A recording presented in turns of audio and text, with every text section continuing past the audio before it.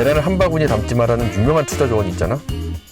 현금이든 주식이든 주택이든 투자를 할 때도 밸런싱이 중요하고,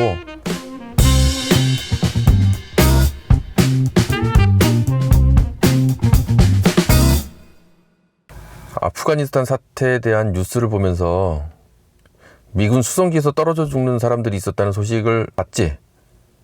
그들을 보면서 떨어질 줄 알았는데 거기 도대체 왜 매달렸느냐라는 이야기, 심지어는 그들을 조롱하는 티셔츠 판매까지 기승을 부리고 있다고 해. 일반적으로는 매달린 그들을 보고 무모하다고 얘기하는 경우가 많을 거야. 그런데 그 상황을 그냥 비난만을 할 수가 없다는 게, 그런 상황이 나에게도 있을 수 있다는 생각을 해봤어. 그들이 처음부터 비행기에 매달렸을 때 떨어지지 않을 자신이 있어서 매달려서 탈출하려고 했을까? 그렇게 생각하고 매달린 사람이 있다면 정말 무모한 행동이지. 그런데 이렇게 한번 가정해보자고.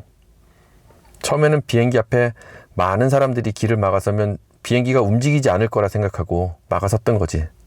그런데 비행기는 서서히 움직이고, 옆에 사람들 때문에 바퀴에 깔리지 않기 위해서 옆으로 비켜서기도 하고, 손잡이가 될 만한 것을 잡기도 하고, 때로는 올라타기도 했을 거야.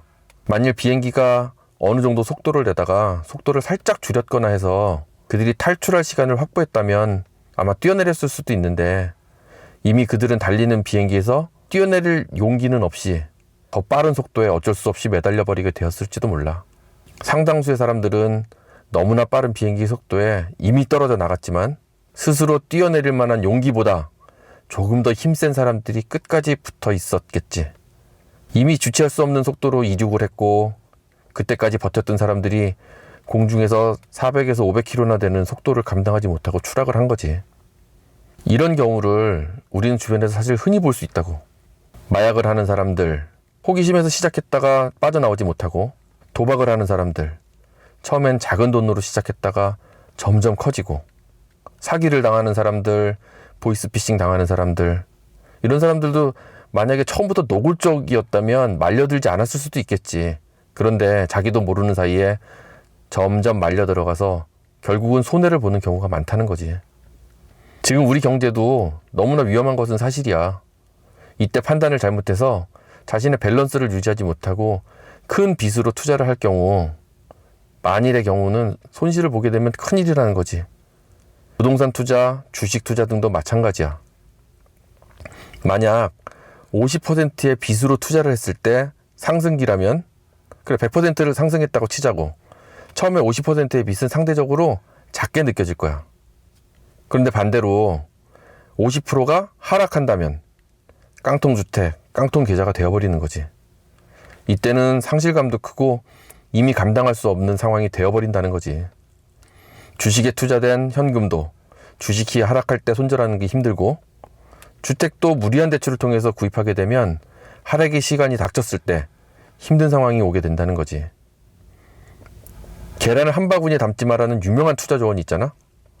현금이든 주식이든 주택이든 투자를 할 때도 밸런싱이 중요하고, 만약에 이익을 남겼어. 그래서 어느 한쪽이 더 크게 성장했다면 다시 균등하게, 또는 자기가 생각했던 그 비율대로 리밸런싱 하는 것도 중요해.